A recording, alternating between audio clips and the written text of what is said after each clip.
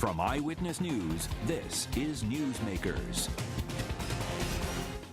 Welcome to Newsmakers. I'm Tim White. For the first time since the epic collapse of 38 Studios, former Governor Don Carcieri is finally breaking his silence. He did it here in our Eyewitness News studios. We covered a lot of ground about what happened leading up to the controversial deal. Carcieri took some ownership, but he raises some serious questions about the current administration and how they handled the crisis and the management skills of Curt Schilling.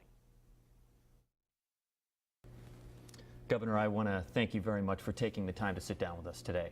My pleasure, Tim. First question, you were a champion of the 38 Studios deal. It turned out to be a massive failure, and now taxpayers look to be on the hook for $100 million. Do you owe the people of Rhode Island an apology? Well, there's a whole lot of, you made a lot of statements there that I think are only partially true. First of all, I was a supporter of that, you know, as I think I've indicated before, this was a lengthy process we went through. We had a whole board, 12 people, Tim, that were leaders in the community, business leaders, community leaders, labor leaders. And we spent months analyzing this. Okay? And it comes across as somehow this was done quickly. No. And we're definitely going to dive into the due diligence that you did, but I think just, you know, for a lot of people sitting at home, with all due respect, they haven't heard anyone offer an apology. They haven't seen anyone even take ownership on this. Don't you think you own a piece of it? Well, I'll take responsibility for having it approved on my watch. Okay, there's no doubt about that, and I'll say I was a supporter, which I was, along with, as I said, the whole board. Out of 12 people, all right, there were real leaders in this community, not people who are going to follow just because they think I want to do a deal. They're not going to do that. I know all of these people. That's not why I put them on the board. Only one said no. So a lot of work went into this, and everybody had high hopes that this could be the nucleus of something for a whole new industry in our state. Digital media was something that was growing nationally, internationally for that matter. We had some pieces of that already in place here in our state. So we thought that 38 Studios could be the nucleus of something. Now, what happened after we approved it and after I left office, I don't know. Okay, I cannot take any responsibility for that because I have no information. I'm no different than John Q. Public in terms of what went on. I have a lot of questions because to me, the fact that the EDC, you know, the governor seemed to be surprised in April of this year that they needed money and are out of money is shocking. I mean, there is something desperately wrong if that were the case. All right, I think that there's a lot of elements of what's happened here that I think you could put a good spin on, if you will, in terms of what the company was achieving. The fact that it failed. What is the good spin on this? They got the first game out. They actually produced the game. It was financed by EA, which is the largest distributor of games in the country. Well, that's nice for EA, but not nice for the people of Rhode Island. My point is, when you're building a studio and you're trying to recruit a company, you want to see that they've got an ability to do what they're going to do and what they say they're going to do. They demonstrated that with the first game. Now, clearly, they didn't have enough money to complete the second game, which is the large one and the complicated one, and the one that basically the state was helping to finance, if you will, by guaranteeing the bondholders. But whether they could have succeeded with a little bit more money, and that's a whole different question, but certainly there was a lot of time. Nobody should have been surprised in April that they were running out of money. That's something that could have been seen 6-8 months before. And so that part of the equation, to me, I have the same questions that most people have. Well, why? What was going on? What was the state or EDC doing to try and help, if they needed more financing, which clearly they did, to complete the game? I'm interested in that you said whether they could have moved on with a little bit more money, and we'll get into that. But let's talk about what you did know. People at home need to understand that as governor, you were the chairman of the Economic Development Corporation. You know, what did you see that private investors across the country didn't see, that the governor of Massachusetts didn't see, that others warning against this deal did not see? What made you think that this was a safe investment? Well, first of all, probably 4 months of work on it, Tim, all right? this is something where after we made the first contact and it looked like he was excited, that he being Schilling, excited about this company and the possibilities, and I said, well, contact EDC, and EDC made contact. And as that developed, all right, then I think coincident with a strategy that we had been working on within economic development to build a whole digital media basis here in the state, a whole new leg, if you will, for the economy. Several pieces, all right? When you look at somebody who's building a business, who was building a game in this case, or a movie, whatever, but this was a game, it's so they have the talent. Do they have the people and the resources to get it done? What's their track record? And in this case, I think there were a lot of pieces there that when the board reviewed all of this, and we had outside consultants come in who understood the industry, we had people look at the financial projections. We said, look, here's a company that's building a game, the first game, and it looks like it's proceeding. EA, who was one of the leaders in the industry, was financing that. They put up a good chunk of the money to do that. And that was moving. They had some of the best creative talent, some big names that were creative talent. And you look at all the pieces of that, and we said, look, with some help in terms of the financing structure that the state put in place, this looked like it could be a win for the state. 300 people employed here. That's the sad thing about the failure of this company, which is that 300 people are out of work. Clearly, when a company fails, it's the responsibility of the management. There's no doubt about that. All right, and why, I don't know. We at the time looked to me, they had a good financial team, they had a good management team. I had hired a chief executive who was very professional. So I think the pieces were there. So you're putting some of the blame on 38 Studios and, quite frankly, let's be frank, on Curt Schilling, the businessman. Well, you have to, okay? When a company fails, it's the leadership that's responsible. What I don't know, and the question is, did it fail because it just needed some more money? Or did it fail because they didn't know what they were doing, couldn't produce a game with that? That doesn't look like what happened, because as I said, the first game was completed, sold. They actually was a reasonably successful game. So they had demonstrated an ability. It was reasonably successful. It sold 1.3 million copies, but we know now that their revenue projections were based on selling a whole lot more, and even Electronic Arts, who you mentioned, didn't think they were going to sell $1.3 million. Shouldn't you have known that? That their revenue projections were way too robust? Well, you know, a projection is just that. It's a projection. It's your best guess in terms of what you're going to do, Tim, all right, in any business. I lived in businesses. We're not experts in this industry. No, but that isn't the question. The question is the revenue projection is important in terms of whether they have enough financing and whether they'll have the cash flow to complete the second game.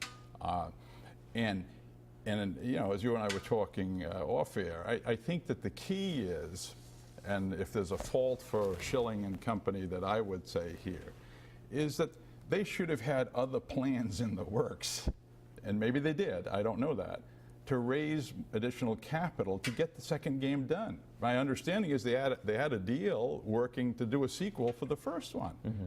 So this was not a failure of, it doesn't appear to be a failure of a company that didn't know what they were doing.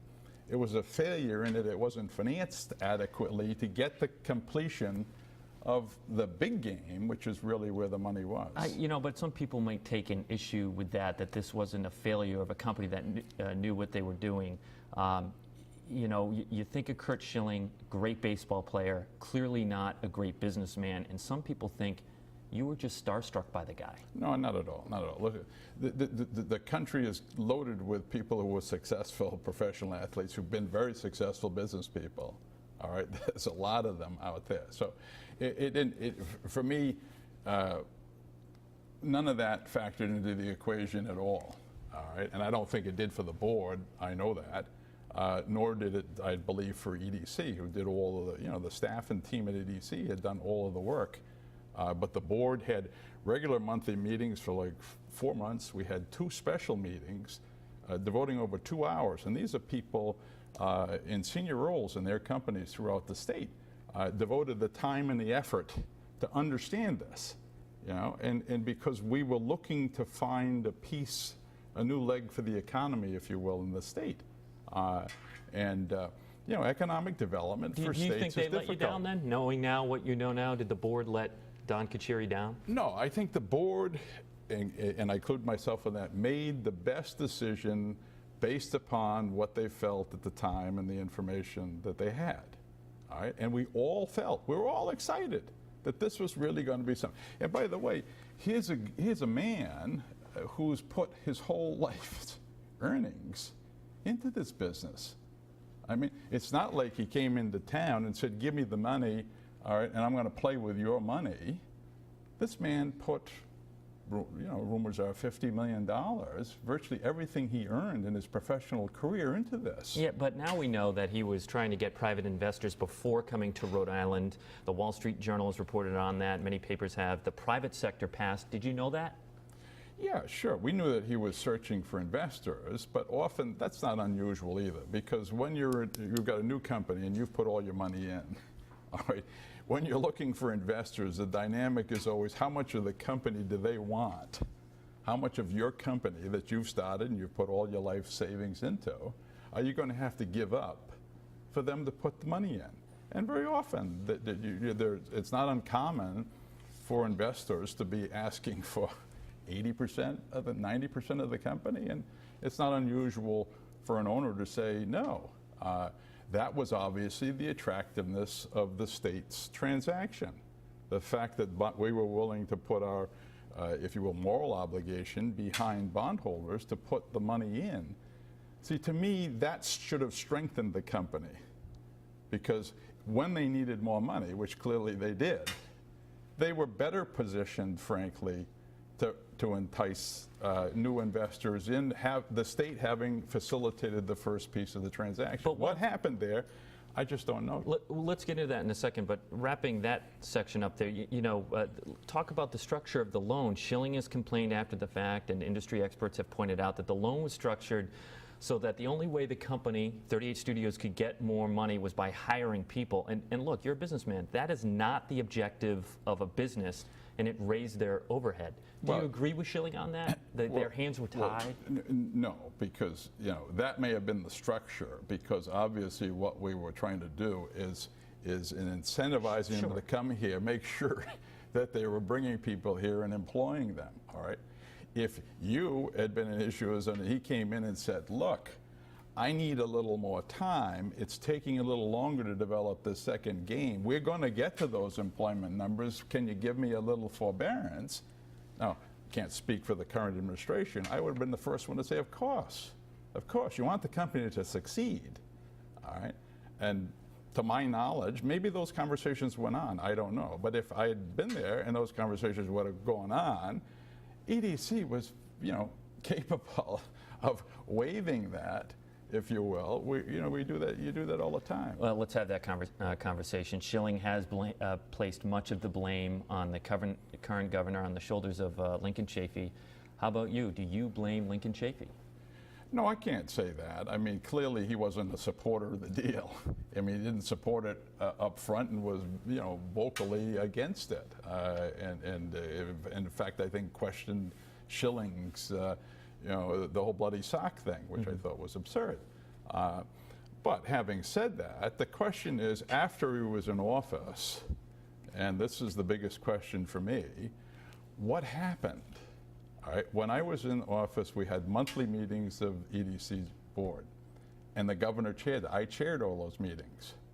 All right, so the question is, they should have been having monthly meetings, and at every single one of those meetings, whether it was in the public meeting or a closed meeting, should have been a discussion about the status of 38 Studios.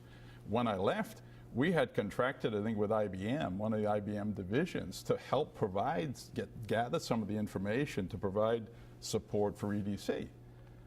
I don't know, Tim. The question is, was that happening?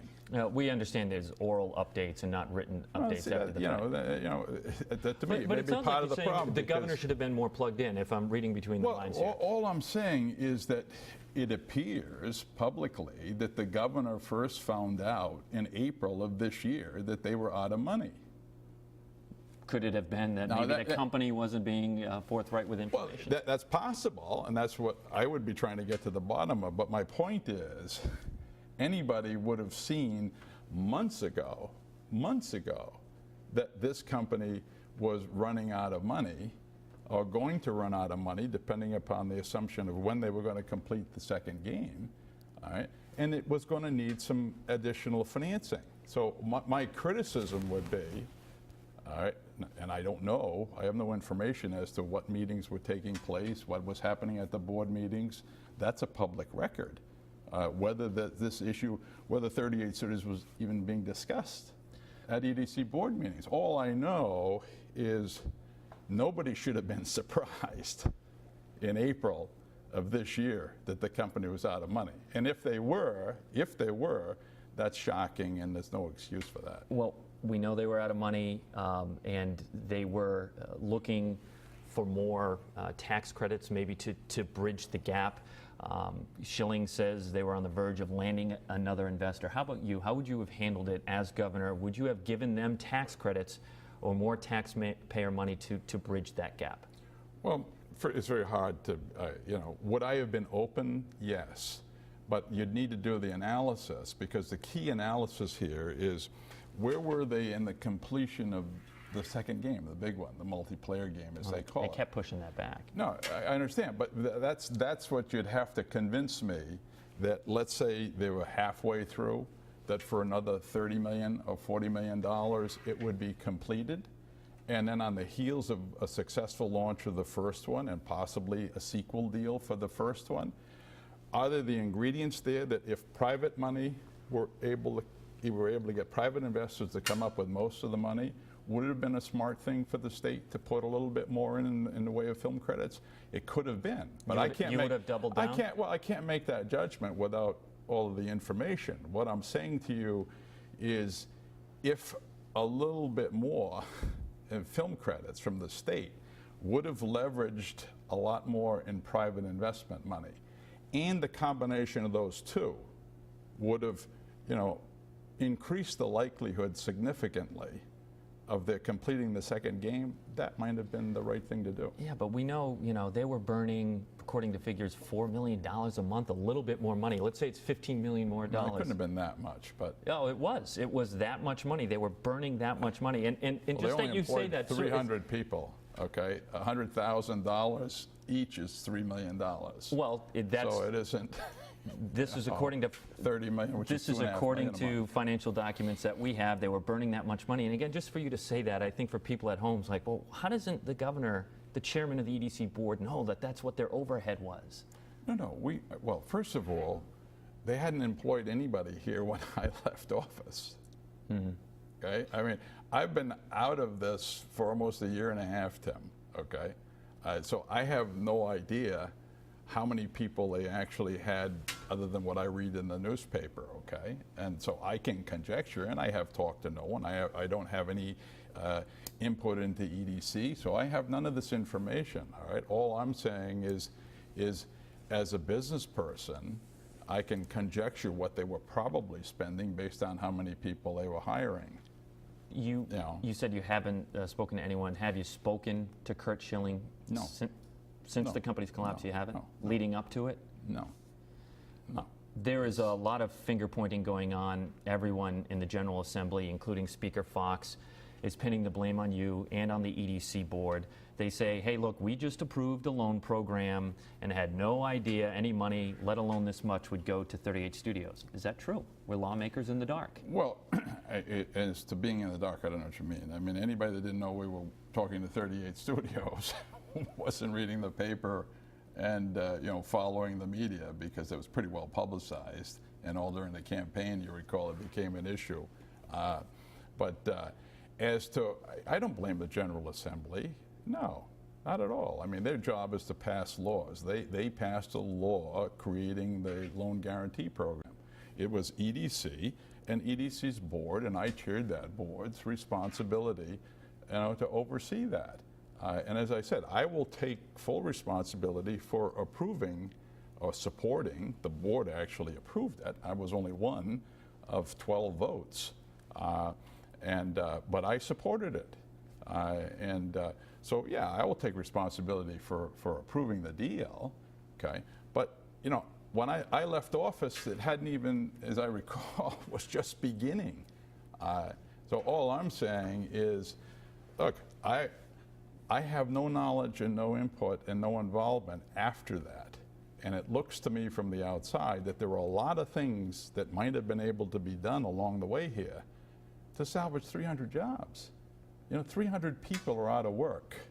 And, you know, and part of that blame, and a big part of that blame, has to go to Schilling and his management team. There's no doubt about that. But the question is, the state was, you know, heavily committed to this. At least when I was in office, we were. So you want to help. I mean, look, when GTEC was going to leave the state, you know, Massachusetts, Mansfield was romancing them. You know, we stepped up and we restructured a deal to keep them here. Hearing this, it sounds like what you're saying is the current administration torpedoed this thing. That's what you're saying. Well, I don't know that. I can't say that. Didn't do enough. Well, I don't know that, all right? Because maybe there were conversations going on that were not public. I don't know that, all right? And I won't sit here and criticize somebody when I don't know. You know, perhaps there were a whole lot of conversations going on between EDC, the governor's office, and 38 Studios, but they couldn't come to an agreement. That's not been said, by the way. You know, standing back, it looks like all of a sudden in April of this year, EDC and the governor and the speaker find out they're out of money. There is no excuse for that. None whatsoever. You know, in Lincoln Chafee, Frank Caprio, Gina Raimondo, all as candidates, mind you, urge you to scrap this deal. At the time, you called it political posturing, but it turns out they were right, doesn't it? Well, you know, with hindsight, all right, they didn't do the work we did. It was easy to say, don't do it, all right? All I know is, you know, governor, one of the primary jobs of governors is to try and grow the economy. I spent 8 years, Tim, all over the state, visiting with businesses, talking to businesses. We used to go up to Massachusetts and have dinner with groups of businesses that might be thinking about coming here. You got to do your homework. And the board and EDC did our homework. And those outside didn't have that information. And so maybe they would have made the same conclusion, okay? Had they had the same information, maybe they would have concluded, don't do it. Well, here we are now. So taxpayers are poised to spend roughly $100 million to pay off bondholders for this mess. There's been some talk that Rhode Island shouldn't pay back bondholders. Do you think the state should default on the bonds? Well, I think the state needs to look at, first of all, this was not an unequivocal obligation of the taxpayers. This was not a general obligation, okay? That's why it's carrying, I've forgotten what the interest rate is, 7%, yeah. All right? If this was an airtight obligation of the state of Rhode Island, it would have carried probably a 2% interest rate. So the investors in those bonds knew that there was a risk here that the state was not completely obligated. That's why it's called a moral obligation. It's not, if I remember, the documents say that it's contingent. Those payments are contingent upon the General Assembly appropriating the money. Yeah, that's right. All right. So all I'm saying is this is not an absolute slam dunk obligation of the state. No. It's interesting from a former banker to hear that the state should be considering not paying back the loan. No, because it's not a general obligation. Yeah, I understand what you're saying. There's a big difference. But the governor, the state budget chief, Rosemary Booth Galogli, who gave you a lot of guidance, General Treasurer Gina Raimondo say that would be a mistake. It could be disastrous for Rhode Island trying to get bonds. Well, you know, again, you got to do the analysis, do the work. I don't believe that that's necessarily true at all, okay? Because there is a world of difference between over here. This is an unequivocal obligation of the state. That's what we do when we issue general obligation bonds. All right, to default on those would be, you know, really unprecedented and serious. This over here is a moral obligation. It's carrying an interest rate 3 times as high. So the investors knew that there was a risk to this. If they felt that this was a slam dunk that the state of Rhode Island was going to pay these bonds, well, why would we be paying 6%? So leave the door open. So I think, yeah, you have to leave the door open. Okay. And I think there's a lot of work that's got to be done before that's concluded. think a lot of people want to know why you waited until now to break your silence. Well, two things. When I left office, I sort of vowed, look, not to way back in. I mean, there's lots of things that have happened that, I didn't agree with. I spent 8 years of my life trying to make this a better state on all fronts, all right? And I think we accomplished a whole lot of things, Tim. So why did you wait? All I'm saying is I sort of said it's not appropriate for a former governor to come back in and start weighing in. Number one, I made that decision, and hence you'll recall I've really been not speaking out on anything, all right? Two, at the time this sort of broke, I felt for me to weigh in on it would be unhelpful to the whole process. If there was a chance that they were trying to work out, because if I recall, they were talking about film credits. So it looked to me from the outside that maybe there was a deal cooking to do something. For me to weigh in the middle of that, gum it all up would not be helpful. What was that moment like when you learned that 38 Studios was absolutely imploding? Oh no, it was very sad. It was very sad, all right? And people will say, well, that's because, Governor, you were involved. But no, it was very sad for 300 people, all right? I think I told you my daughter was in the real estate business, and she helped a family that moved into the town that was a 38 Studios person. So you see all those people. So I felt very sad, Tim, and surprised that this was a surprise. See, that's the part from the outside. I mean, I'd been away from it almost a year and a half. Okay, the election was in November, then it was transition time, and so here we are in April, and I'm reading that this company is struggling and they're running out of money. And that's how you learned about it in the media. Yeah. All right, I got a final question for you. I think everyone can appreciate hindsight is 20/20. Saying that, do you regret it now? Well, I regret what happened, sure. Okay, nobody wanted this. I mean, if you talk to the 12 people... Do you regret being a champion of this project? No.